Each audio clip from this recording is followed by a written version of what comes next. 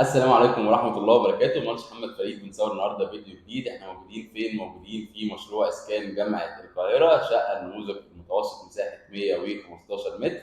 شقة الدكتور أحمد جاد. الحمد لله انتهينا النهارده من الأعمال وسلمنا الحمد لله الدكتور الشقة على خير. وفرصة إن الدكتور أحمد معانا النهارده، حابين نعرف هو عرفنا منين، تجربته في التعامل معانا على مدار رحلة التشطيب، تعليقاته. لو حضرتك ليك أي تعليق اتفضل.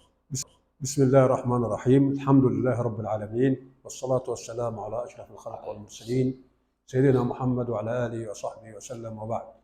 في الحقيقة أنا أود بداية أن أشكر المهندس محمد فريد وكل العاملين معه في شركة دريم ديكوريشن.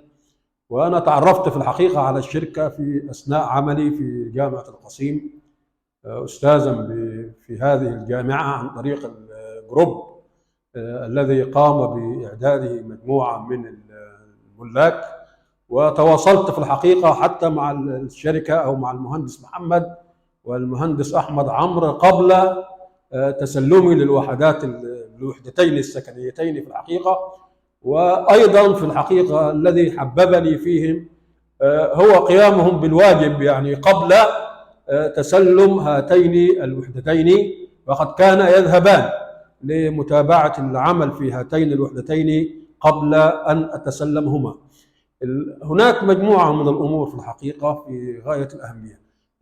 ارتحت للعمل مع هذه الشركة ومع المهندس محمد فريد والمهندس أحمد عمرو والمهندس باهر، ولأمور متعددة. أولا هي مسألة الراحة النفسية في التعامل مع مجموعة من الشباب يتميزون في الحقيقة بروح العمل الجماعي، ويتميزون بالشفافية والمرونة في الحقيقة. والأهم من هذا كله هو مسألة الثقة في التعامل. أنا يعني ما اذكرش أنني يعني راجعت معهم أي مجموعة من الحسابات، كانوا في غاية الدقة وفي غاية المرونة وفي غاية الأمانة وفي غاية الشفافية في الحقيقة، وتحملوا الكثير من الملاحظات وقاموا يعني بقدر الطاقة في الحقيقة بتنفيذ ملاحظاتي على هاتين الوحدتين. فأنا أشكرهم شكرا جزيلا، وأشكر أيضا الصبر الذي يعني تحملوه معي، وأيضا البدائل التي اقترحوها. وكذلك حتى هناك بعض المسائل، يعني على سبيل المثال الجزء الخاص بالعمولة لهم من الشركات في الحقيقة كانوا يتنازلون عنه مباشرة لمصلحة الملاك. فأنا أشكرهم شكرا جزيلا وأدعو لهم بالتوفيق ودوام الصبر في هذا العمل، وشكر الله لكم جميعا.